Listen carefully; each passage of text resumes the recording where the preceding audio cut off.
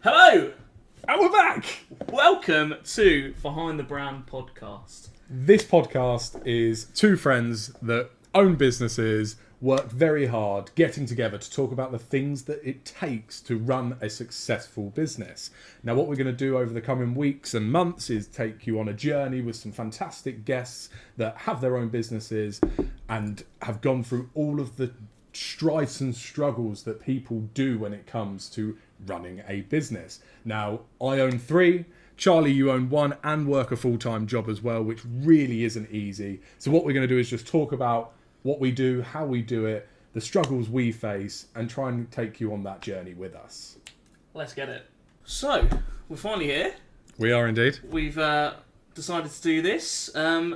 Let's introduce yourself a little bit then, Corey. So, talk about these businesses that you own. Of course. So currently we have three businesses, but actually only two if you take it in the proper sense of limited companies. So we have All Wrapped Up Catering Limited, which is our festival brand, food brand, nicely shown on the mugs here.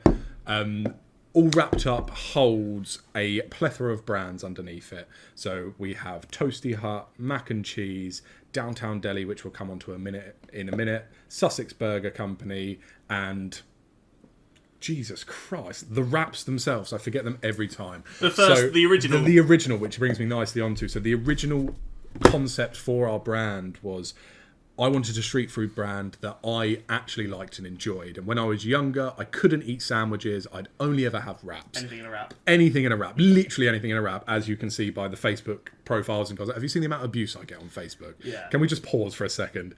Every couple of minutes, I receive a comment. I bet if I look now, saying, what a washed up idea, wish Rap God, all this sort of stuff. I know I copied Rap God with it, but it gets me thousands of views. So have other people. What's the problem? Literally, what's the problem? Loads of 40-year-old, no, maybe not 40, maybe a bit older, giving me shit for posting videos and content. All Wrapped Up currently holds those brands. We do events, festivals, and we also have a permanent location for one of our food trucks, which we have two of currently. And then we move across to the second brand. We'll come back to Forge and Fuel in a second. The second brand is Downtown Deli. Downtown Deli was a business acquisition from a family that already owned the business. They had it running since 2019. Fantastic family. We actually went to school with the daughter of the family. They built up this American-inspired bagel shop that really hit off during COVID. They had queues down the road, all these fun things. And it got to the point where Ricky, the owner, was getting on and didn't want to work a job where you had to be on your feet all day and doing all those sorts of things. So he was looking to retire. Funnily enough, I met him in Booker's, the wholesaler, for a little catch-up. We just had a quick chat and basically asked what was happening with his business, how it was going, all those sorts of things. It was when I just started All Wrapped Up. And he said that he was coming to a point where he wanted to sell the business. And me being me, who's quite cheeky and was like, I was like, okay, if you ever get to that point, then let me know. I'd be happy to buy it. I didn't have the money to buy it. I'm sure we'll get onto that one day. But fast forward about 6 months after spending every day in there with me and my family and a couple of others from the team, You get a ding. You get that WhatsApp ding that Luke's going to put in. The WhatsApp ding. You know, like when you get a message, it goes ding. Oh, ding. And you got a message and it says ding. And I got a message saying, hi Corey, thanks for the chat in Booker's. I'm actually looking to sell. Would you be interested? I said yes straight away, stupidly. But it's not actually stupid, fair enough. But I said yes straight away. And then fast forward about 6 months, we put my family and the other people that were going to be working in the shop in there to basically learn the business, learn how it runs, all those sorts of things, because it was such an intricate business because there were so many different menu items, there's different sizes and all these sorts of things. And they knew what they were doing. Yeah, they did. They bought a good business. They were running a very successful business. We didn't want to take that over and then tarnish its reputation. So we spent the time in there learning it, understanding it so that we could take over, which we then did in April of this year. And we've now had it May, June, so just over 2 months. And it's been going really well. We just had our busiest week last week because of tennis week in Eastbourne. And I think we actually coped a lot better than we expected. So touch wood, that one's going well. Bring on to last week, Thursday, where we are at the moment. Yeah. It's been a week for you, isn't it? It's been a long old week. I'm absolutely shattered, but I'm still having fun. I'm loving it. So we are currently in the Foundry, or Foundry as it's called, within the Beacon. Yes, within the Beacon, where I was asked to, around about 3 weeks ago, put in a purpose-built food unit for the Foundry and the ecosystem that's up here, because it's a co-working space. You've got tattoo artists, you've got podiatrists, so many different people in these little blocks. They wanted a food offering for those people. Now, originally they wanted downtown Delhi, but I said no, because we already have the shop, which is literally a 5-minute walk that way, the food truck, which is another 10-minute walk that way. It kind of saturated this area completely. So I said no to putting downtown Delhi in here, but I offered building a purpose-built food brand, which they agreed to. I can be honest, can't I? I use ChatGPT. So That's what this is based on, guys. Yeah, I literally, and this is the mental thing at the moment, you can build anything you want, or at least get the ideas for fruition from ChatGPT. So I literally sat there and typed in, I said, right, Foundry want a purpose-built food brand. They've got this demographic. It's going to be open these hours, blah, blah, blah. This is what Eastbourne's missing. This is what Eastbourne's currently got. And it spat it out. It said, okay, let's do poke bowls, Buddha bowls, smoothie bowls, nourish bowls, all those different sorts of things. We took the basis from ChatGPT, but then obviously had to build the brand outside of ChatGPT. It can't do everything, but at least gave me that initial spark. Fast forward 3 weeks it is now.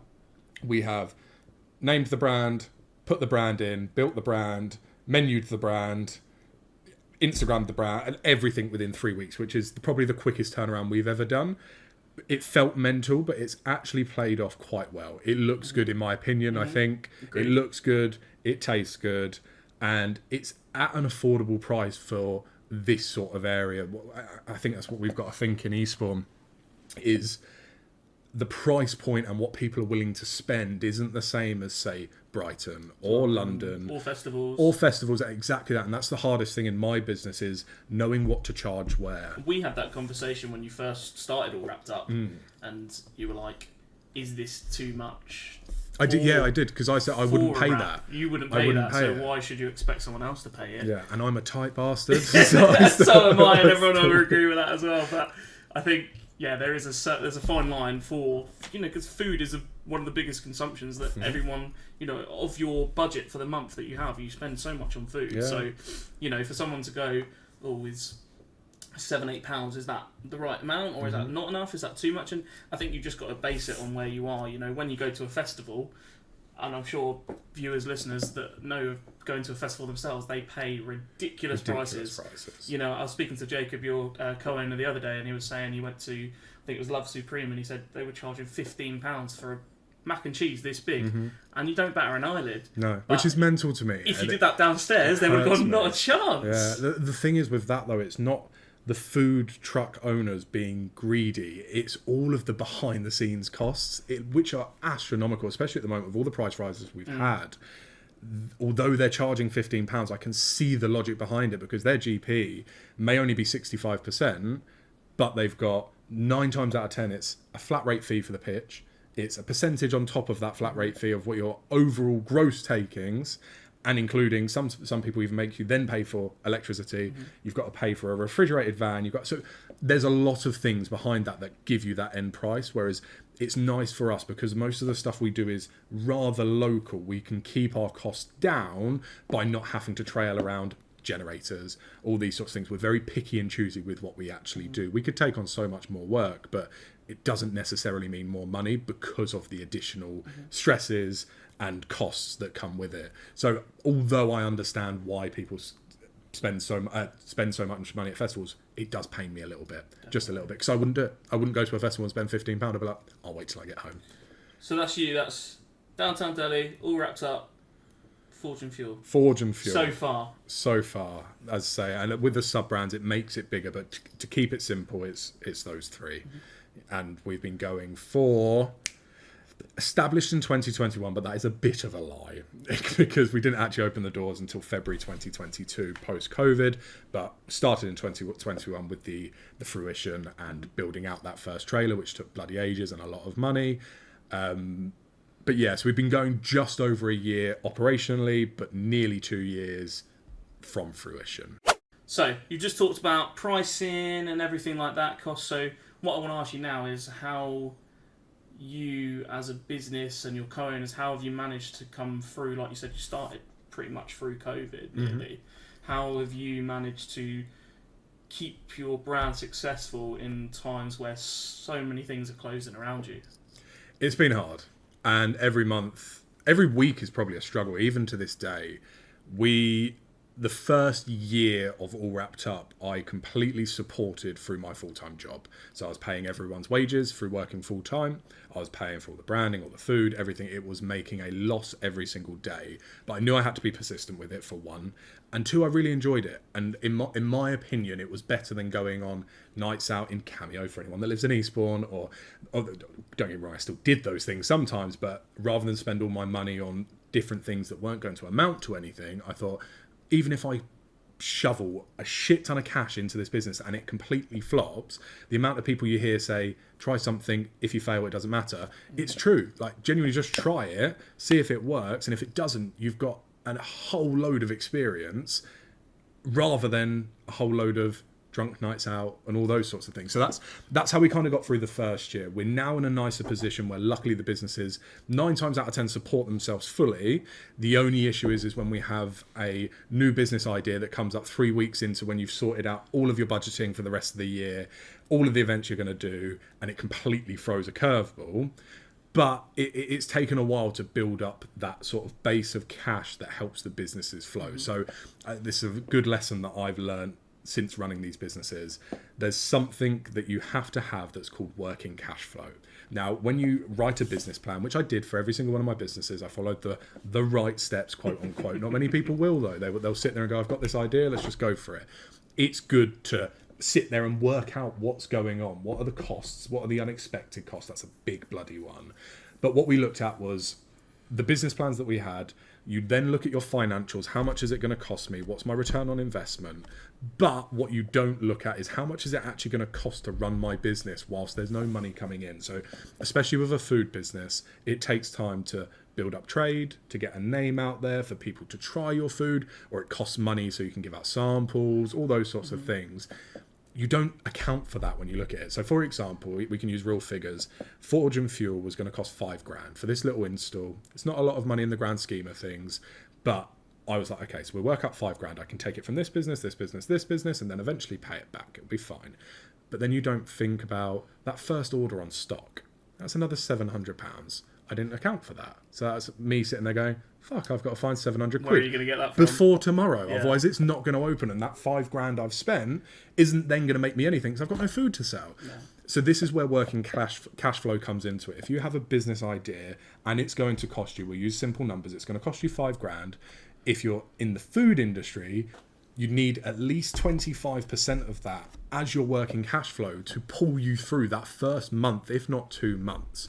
So you take the initial investment that you're going to make, take 25% and keep that in a bank account. Don't spend it anywhere. That is just to get you through the hard times, get you through some marketing, have people come down to try out your food, all those sorts of things.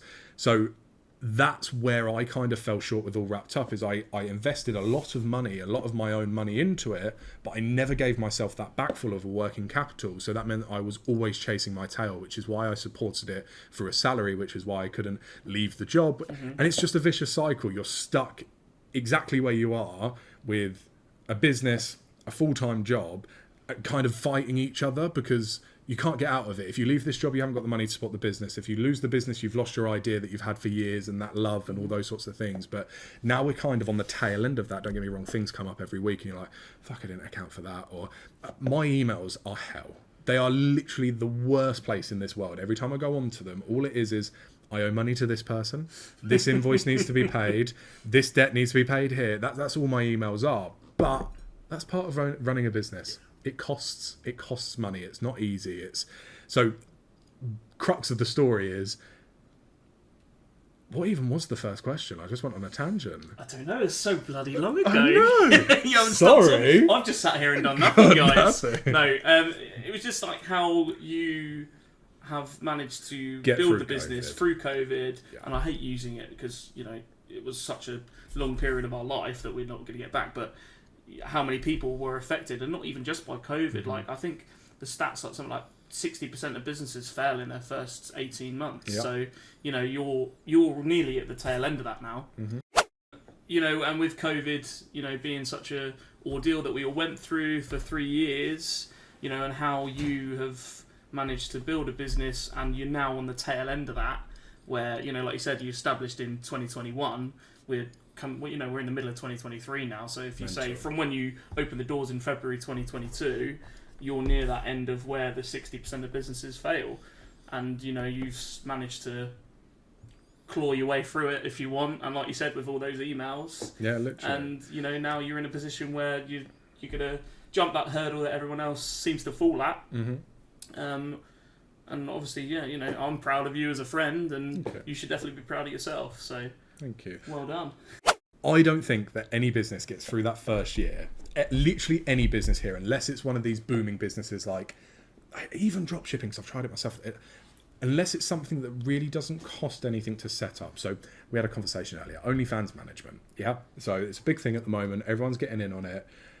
It doesn't cost that much to set up. All you need is a website handle, know a couple of girls, and a bit of chat. Do you know what I mean? To get that building. Don't get me wrong, as you grow that business, the infrastructure then costs. You have to have CRMs, all these different things that do actually cost money. But to get that kickstart, it doesn't cost a lot of money. Whereas any business that sells a product, it's a struggle. But do you think that's where people go wrong? They jump headfirst into a business idea, like you said before, and they just end up falling at that hurdle because they haven't thought of these costs in the future. They think that they're going to get the money in time, which theoretically they should do, because you should be selling more and making more profit as you go along. But they've come to a point where they've forgot about these overheads, or they've gone just too far with this idea that they just need to rein back in. In my professional opinion, this is going to be so bad to say on camera, I don't care if I go bankrupt. Yeah. And I don't think other people should either. It's a scary word. It is such a scary word, but I don't... I use that as... because that's what everyone looks at that as. If you failed, you've gone bankrupt. That's what happens in a business. If you haven't got enough money in it, in theory, the business is bankrupt. But there's always more ways to make money. Do you know what I mean? Even if, for example, my business, say All Wrapped Up, if All Wrapped Up was absolutely failing, I could go and get a job in McDonald's. I could still support that business. I think the reason people fail in business is because they fall out of love with business. Yeah. That's the biggest thing, because money can always be found. It's simple. It's a made-up thing. It can always be found. It always comes back round, as that saying, isn't it? Money always comes back round. Yeah, and it does. And it's not saying it's easy to find. That's not true. But it can be found. There has been so many times in our business where we've been at a deadline in 2 weeks that I need to have a certain amount of money for, and we do find it. But that's not just because it falls in our lap. It's because we have a solid business plan. I can talk to someone about that business plan and try and gain investment for it. The same with anyone. If someone wanted to go out and sell lollipops but can't afford that first batch of lollipops, go to your mum and dad. Do you know what I mean? I didn't myself, but go to your mum and dad and go, Mum and Dad, I really need £5 to buy lollipops. They're probably going to give it to you. It's the same thing in these businesses. Exactly the same thing. Exactly. People, I think people are scared to do that, aren't they? Yeah, of course. It's saving face. But again, it goes back to, do you love your business or not? If you don't love your business enough to go to someone cap in hand to save it, then fair enough, you didn't want it hard enough. But also on the flip side, if you're going cap in hand over a stupid business, now that's very hard to define, but there are some out there, maybe rethink your steps. But with our businesses, food, everyone eats. On the statistics, you spoke about it earlier, so an average food shop in the UK per person is £75. The average spend per person on takeaways, etc., on a week is £40. So that's the majority of someone's average spend is on eating out and taking away. They've already spent £75 on their weekly food, shop, and they still go out. And that food goes out of date. I do it, you do it, Luke, you do it, cameraman does it. 100%. It's horrible, but you still do it, and it's like, I've got steak or I've got chicken at home. Or pop to Mackey's. Yeah. But 30 quid. Burger King. Exactly. Can we talk about Mackey's price is 30 quid? That's mental. For two of you, it's a joke. Absolutely mental. It's a joke. So Charlie, enough about me. You are currently working full time, but you're also building up a business on the side. When do you leave full time work? So, yeah, that's the thing, isn't it? and for someone that's done it themselves, you just got. I know I've just got to take the leap, but for personal circumstances, I didn't, and I'm glad I didn't because COVID happened again. To bring up COVID, and it's boring now, but me and my partner Sophie, we decided to buy a house instead, or save to buy a house instead. So, and that was my choice as well as I wasn't doing it. I was doing it off of both of us. So, I think I'm dancing around the question, aren't I? A little bit, but yeah, I mean, I say, and anyone that works in retail will know they always go, "This is going to be my last Christmas," and I think hopefully, touch wood, it should be my last Christmas. I'm trying to get out there a lot more this summer and kind of springtime. I was getting myself out there. I've got, weddings booked in, festivals booked in, a few sites running their socials. So I'm slowly pacing myself to get to where I want to be before I can be comfortable to leave. And, prices wise, a wedding is... To film that you can charge ridiculous prices now, and I don't like to do it. I've seen. I hate doing it, but I hate taking money. Oh no, please don't give me your money. But it's it's so expensive to do, and I've just booked my wedding, so I know how pricey it is. So I kind of have that. But yeah, I think once I can get my full-time wage, as well as twice over, basically, I can then go right. I can sack that in, and I mean, I've done 6 years this month now for retail, so it's about time. But hopefully, my goal is this time. What's the date today? 4th of July next year. I won't be there. Just for a bit of context, in this room, we're all in different stages of our journey. Not to say anyone's further ahead, we're just in different positions. You've got mortgages, I don't. There's so many different variables in both of our situations. But my one goal in this podcast is to make him quit his job. We haven't spoken about this yet, but that is one of my main goals. And I'm going to ask you to explain what your business is in a second, because I'm conscious we didn't actually get that. Obviously, they heard the weddings and stuff like that. However, I heard something then that kind of made me tick a little bit. You said twice over your wage, okay? Now, again, different situations, all those sorts of things. Take your bills out of it for a second. Do you think twice over your wage is too ambitious? Or not? So I would say no. And I've got so... Obviously, not talking about prices as such, but for me, I would need to do a certain amount of jobs to make that money, which is not actually a lot. Mm-hmm. But I can't do that amount of jobs unless I'm not working full time. So it's kind of if I did 3 weddings and a festival, that would be enough, which I can see myself doing 100%. Mm-hmm. It's just I can't do that at the moment so I'm almost doubling my time as such. So if I did 2 a month for a year rather than that for 6 months, because I still need to work to pay the bills. Mm-hmm. But I don't think it's unrealistic, no. Okay, that's good. Only from my perspective, where I had a job and left it for nothing. But granted, didn't have a mortgage.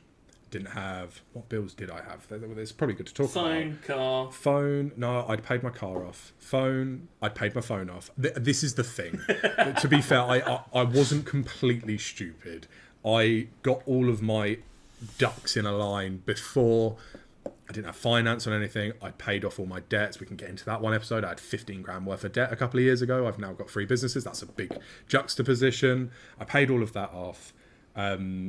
All I really have each month is the SIM-only contract, which now the business pays for, which is lovely. And that's the nice thing now, is the business pays for everything. Everything that I don't do anything that's outside of a business expense. Mm-hmm. I don't go out and have fun all the time. I'm working all the time. So luckily I can sustain my life not earning any money on paper, but the business does pay for the fuel to work, because I only go to work like this as well. This is work. Yeah. Do you know what I mean? I can get away with the costs of all those sorts of things.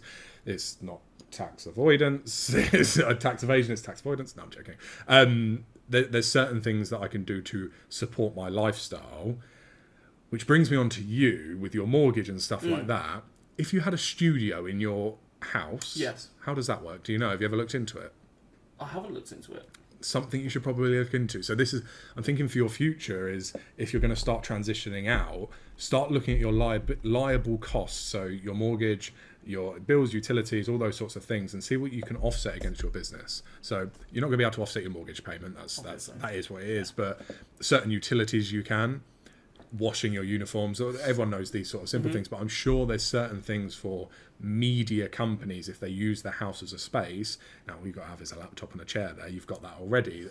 I'm sure there's certain ways that you can then offset some of those costs. Food for thought, maybe we can look into it one podcast. Get someone on that knows these things. An accountant, let's get an accountant sat right there. Anyone know one? Hit us up. Let me know.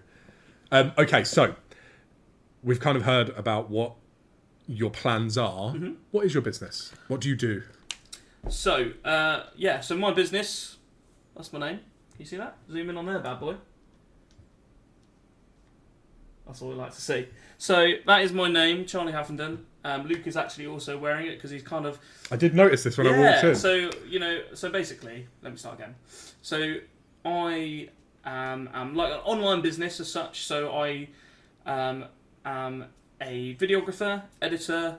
I run social media, so like a social media manager. I can create content. So I'm basically everything a business needs or someone needs that I can do all of it. So I'm like business toolkit. Yeah, I can do. I don't want to say jack of all trades in that because it makes me sound like not as good. But my main things at the moment are weddings, so wedding videography. Like I said earlier, some festivals. I'm currently in talks with a guy who's been on, played on Radio 1 to kind of follow him day in the life sort of thing, and hopefully potential music videos in the future. I haven't really got down to what my sole aim of the business is, but I suppose it's so different to like a food company or a shop. I kind of want to be fingers in all the pies for media. So I suppose, one-stop shop. Yeah, basically. And I think it's because otherwise, and I'm sure you know as yourself, you have all of these people, like rather than having 5 people, you just have the one person that can literally do everything for you. And it means you don't have to send things to everyone, you don't have to CC them in an email of, can you do this, work together. So, my goal is to... be that guy that, like Heinz ketchup. Like Charlie is the guy to do everything for your company. Source your bats. I'm the media man. Like the music man, I'm the media man. So that is the goal. And like I said, working in retail at the moment, which is just hell, but it pays the bills. And it means, I work 4 days a week now. So I use that extra day off that I wouldn't usually get as a business day for myself. I'm always on the phone, I'm always reachable. But I don't know if I really answered the question there, but that's the business as such. We are coming to the end of the first podcast. I just want to kind of wrap up.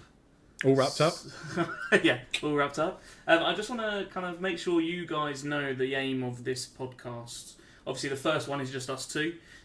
We've got, luckily already, a back seat of people that want to be on the podcast, which is really nice considering we haven't really done this before. to do with it. They want to come and sit with us, so we'll take sit them. And chat, and I think that's the good thing, and that's what we want to do. Like we said earlier, our main aim is to help young entrepreneurs, any entrepreneurs, small businesses, large businesses. We want you to come on and tell us your story, and especially anyone in Eastbourne, local Sussex areas, we want to support you local brands. Definitely. I think that's the best thing is we're going to learn from this as much as you guys will. That's why we're so excited. It's not getting people on because we know what we're talking about. We've got an idea, but having that person that's sat there as well, we can learn so much from them as well as you guys in the audience. So I think it'll be really fun. I'm really excited for it. 100%. And, I'm not going to name anyone that we've got potentially coming on the podcast, but I think... We've got a wide variety We have got a wide variety. People. And I think that's the good thing. And that just shows how Eastbourne is. We've got such a different variety of businesses. and I've had like you said, like we said off camera, we've had people message us and say how good we're doing, and it's nice to talk to people again that you haven't talked to in a while, and then they come up with I've got this business, and like you said, Downtown Delhi, you got through knowing someone that we used to go to school with, so it's good to see what people are doing up to. No, it's good to see what people are up to nowadays as well. It is, yeah. Because Eastbourne's small. It is a small town, but so much goes on. And that's the nice thing about Eastbourne. There is so much happening, so many up-and-coming people, so many up-and-coming events, so much going on in Eastbourne. I think the next 5 years for Eastbourne alone looks really good.